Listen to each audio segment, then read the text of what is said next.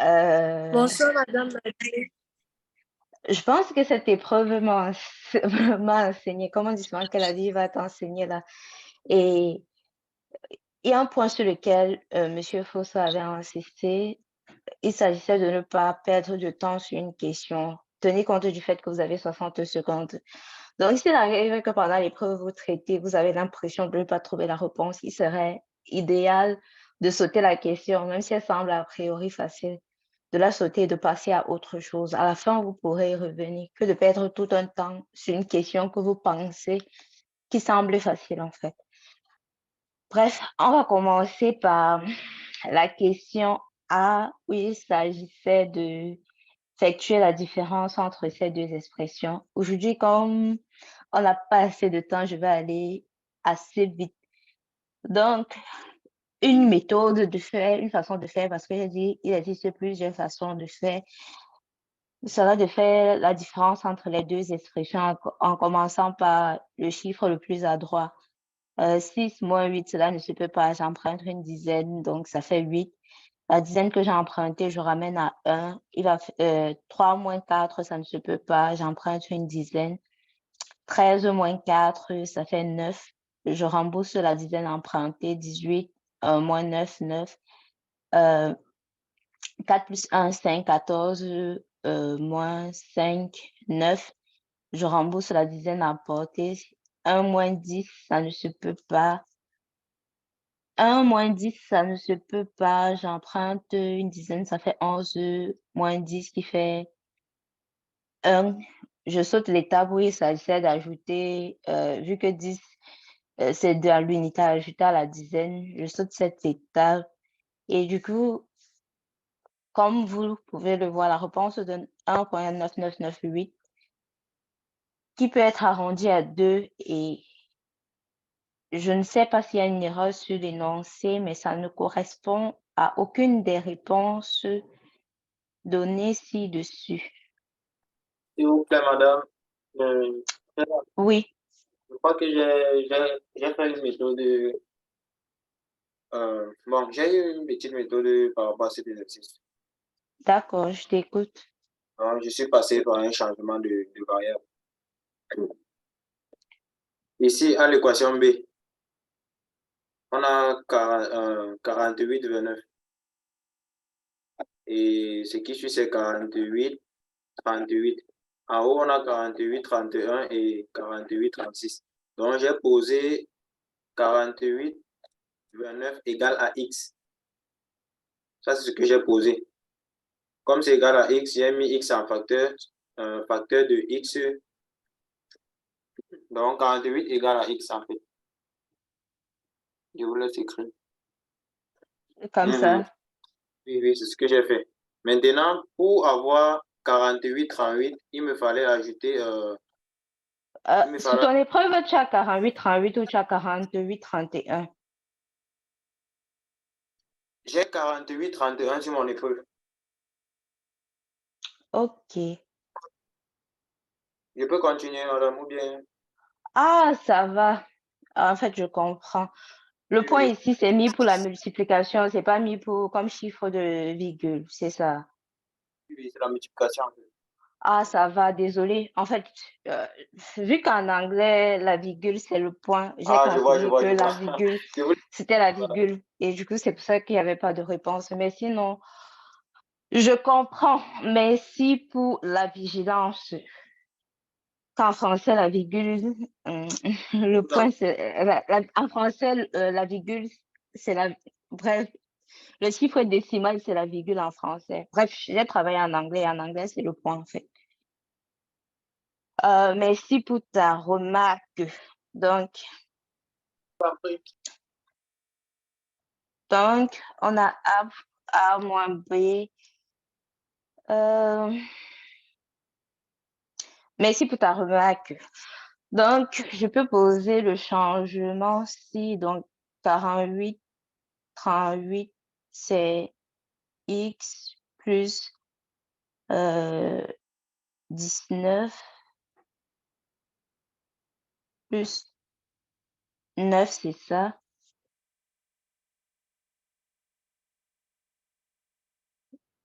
Donc,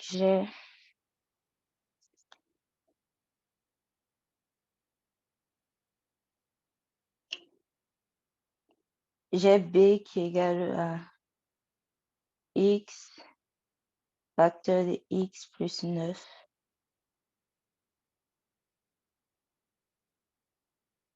J'ai A qui est égal à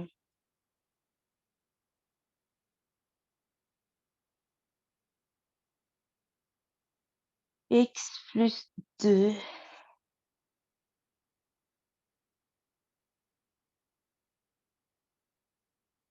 C'est ça que tu as fait ou tu as fait un autre changement pour A? Non, en fait, c'est ça, c'est ça. Après, j'ai fait la soustraction comme demande l'exercice, donc A moins B.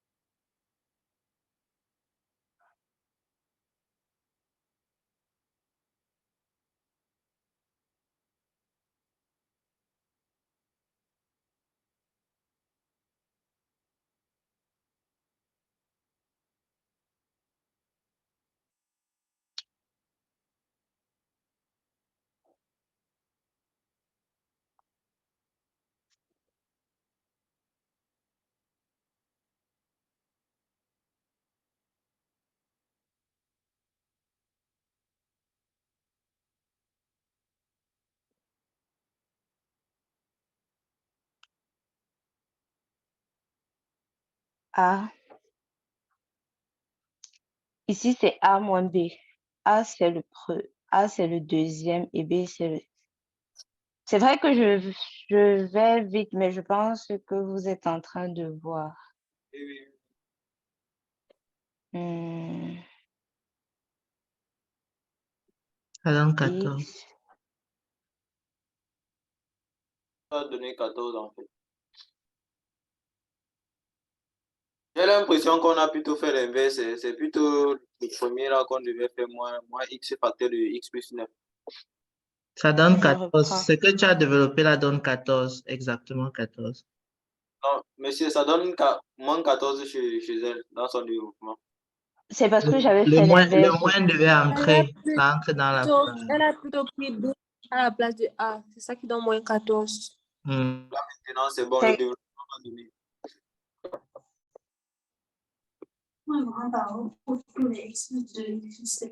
Je vais te montrer. C'est un pas dur.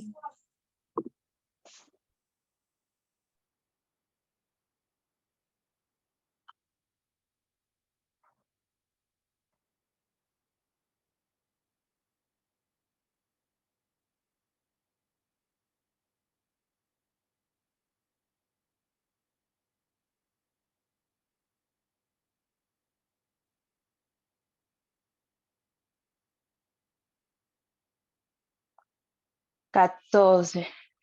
Merci d'avoir attiré mon attention. La réponse, c'est le B. Et pour ceux qui n'ont pas compris, on a essayé euh, de simplifier l'expression autant que possible. Donc, si dans la première, j'ai posé 48,29 égale à X, et si je pose 48,29 égale à X, ça fait que 48,38 égale à X plus 9. Parce que 48,38, c'est 48,29 plus 9 en fait. Et c'est juste ça que j'ai remplacé dans mes expressions en considérant ça en principal. Donc, ça m'a donné ceci. Et après, je me rappelle que je veux simplifier au maximum. Donc, je cherche le facteur commun dans les deux expressions. Le facteur commun que je peux avoir le plus grand possible, c'est x plus 7. Parce que x plus 9, c'est la même chose que x plus 7 plus 2. Et si je mets x plus 7 en facteur, ici, il va rester x plus 2. Et de l'autre côté, il va rester 1 parce que j'ai mis en facteur. Donc, 1 fois le moins x, ça fait moins x. Et le moins 2x qui est resté, c'est ça. Donc, ça fait 2x moins 2x. Et 7 fois 2, ça fait 14. Je pense que c'est bon pour tout le monde. Est-ce que c'est bon pour tout le monde? Est-ce que mon micro passe encore?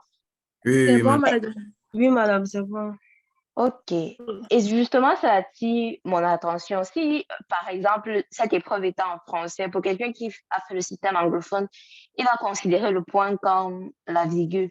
Donc, pour lui, le point, c'est un peu comme si c'était la virgule. Et ce qui fait qu'il aurait pu perdre tout un temps à vérifier plusieurs fois une soustraction parce qu'il n'arrive pas à trouver aucune des expressions, alors qu'il aurait pu passer à autre chose, en fait. Check un peu la salle d'attente.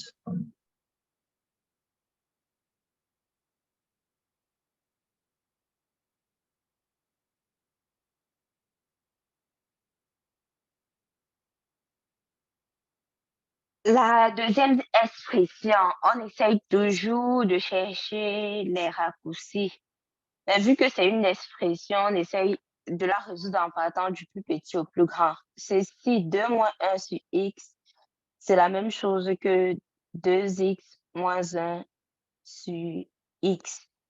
Et 1 sur 2 moins 1 sur x, ça revient à renverser cette expression, ce qui donne x sur 2x moins 1. Et je prends le 2, si je considère le 2 moins l'expression, si ça va faire 2 moins x sur 2x moins 1, qui fera 4x, 4x moins 2 moins x sur 2x sur 2x moins 1. Ça fait 3x moins 1 sur 2x moins 1. Je considère toute l'expression ci, donc j'inverse cette fraction. Il va rester 2x moins 1 sur 3x moins 1. Donc, à la fin, ce qu'il me reste à calculer, c'est 2 moins 2x moins 1 sur 3x moins. J'ai laissé, ici, c'est 4x moins 2 moins x moins 1 sur x.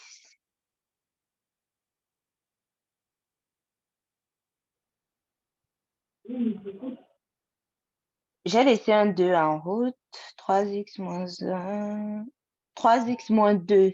Ici, c'est 3x moins 2. C'est lui que j'ai laissé en route. Donc, en inversant, ça donne. Donc, il me reste à calculer ça.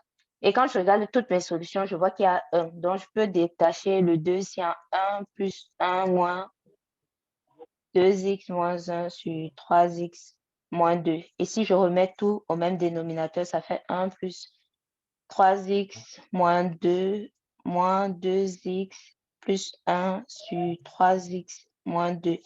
Ce qui fait 1 plus x moins 1 sur 3x moins 2, ce qui correspond à C. C'est bon pour tout le monde. Oui, madame. Oui, madame. Toi, je devais... D'accord. On passe à la question suivante. En fait, si c'est pas bon pour quelqu'un, il n'hésite pas à nous arrêter. And if there are English-speaking people, feel free to ask any question. On passe à la question 3. Lequel des suivants est un nombre impair?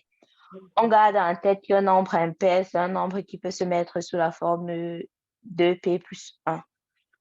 Et on garde en tête que si j'ai un nombre pair, donc si mon nombre, je vais dire si n est pair, alors quelle que soit la puissance, n à la puissance n sera toujours pair. Si n est impair, quel que soit le nombre, n à la puissance n sera toujours impair.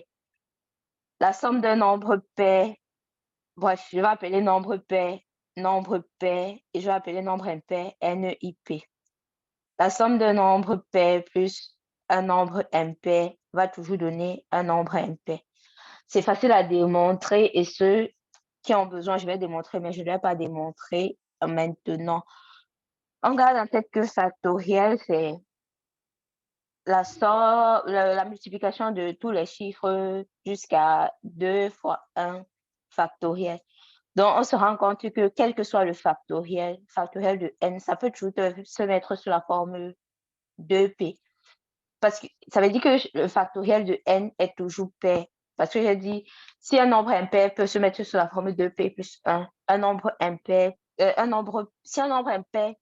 peut toujours se mettre sous la forme 2 plus 1, un nombre impair doit se mettre sous la forme 2p. Donc, ceci dit, en regardant mes expressions, l'expression 1, 2 puissance 42, 2 c'est un nombre pair, parce que 2 c'est 2 fois 1, donc c'est sous la forme de 2p. 2 puissance 40 est pair, parce qu'on a dit quel que soit le nombre élevé à la puissance, quel que soit un nombre pair, peu importe la puissance, il reste pair. 7 factoriel, c'est un nombre pair, parce que j'ai dit que n factoriel est toujours pair. Et j'ai dit que la somme de deux nombres pairs est pair, donc ça veut dire que A si est pair. Quand je regarde l'expression aussi, 63 factoriel est pair. Donc, ça veut dire que je peux mettre ça sous la forme, une forme 2p plus 1. Si j'ai un nombre impair, j'ai dit que peu importe quelle puissance je l'élève, il reste impair. Donc, 3 à la puissance 10 est impair. 63 factoriel est pair, donc c'est 2p. 3 à la puissance 10 est impair. Ça veut dire que je peux mettre sous la forme 2p' plus 1. Donc, ça veut dire que si je fais la somme, si je mets 2 en facteur, ça fait 2 plus p plus 1. Donc, p plus p', ça peut être vu sous la forme d'un p second. Donc, je vois que cette expression se met sous la forme de 2p second plus 1. Donc, ce qui fait que b, si est impair. Donc, ça me permet de déduire que b est impair. Quand je suis à c, factoriel 0, c'est 1. Factoriel 0, c'est 1. Et 5 puissance 20, j'ai dit que un nombre impair élevé à n'importe quelle puissance reste impair. Donc, ça peut se mettre sous la forme 2p plus 1. Donc, 2p plus 1, ça fait 2p plus 2 qui peut se mettre sous la forme 2p plus 1. Donc, on peut voir ça comme un p second. Donc, on voit que ça se met sous la forme 2p. Donc, cette expression est pair. De même, j'ai 4 puissance 7. J'ai dit que si c'est pair, ça veut dire que peu importe la puissance que j'élève, ça reste pair. Ceci, c'est impair. Mais le produit d'un nombre pair et d'un nombre impair donne un nombre pair. Et c'est facile à montrer parce que le 2 du nombre pair va se factoriser dans le nombre impair. Donc,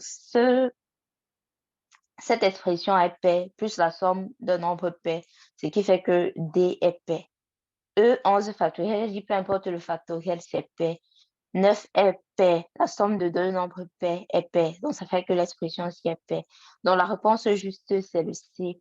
Est-ce que c'est bon pour tout le monde? Est-ce que c'est bon pour tout le monde ou je suis allée vite? C'est bon, c'est bon. C'est bon, madame. Bon, madame. OK. On est à la question 4. On me dit que on me donne 3 ensembles et on me dit que les 3 ensembles ne sont pas vides. Ça veut dire qu'ils contiennent des éléments. Et après, on me dit que A est inclus dans B, qui est inclus dans C et inclus dans D. Je commence par le plus grand. Donc, si j'appelle, je considère que ça, c'est mon ensemble D. Si ça, c'est mon ensemble D, on m'a dit que C est inclus dans D. Ça veut dire un peu comme si C était une partie de D. Donc, je peux voir la partie C que je mets en... que je vais... Donc, je peux voir la partie C. Je peux voir la partie C comme C et me dire que c'est une partie de D. Et après, on me dit que B, c'est une partie de C. Donc, ça veut dire que B doit être inclus à l'intérieur de C. Donc, si je vois, je peux même appeler la partie C comme ça, B. Ensuite, on me dit que A est inclus dans B. Donc, je peux même appeler la partie C. Ça veut dire que A doit appartenir à B. Donc, je peux appeler la partie C A. Après, on me demande quel est le résultat de cette expression. Je vais aller au fur et à mesure. A union B, c'est-à-dire c'est constitué des éléments qui appartiennent soit à A, soit à B. Donc, ça veut dire que A union B, ce sont les éléments qui appartiennent soit à A. Donc, les éléments qui appartiennent soit à A, soit à A. Donc, si je prends un élément,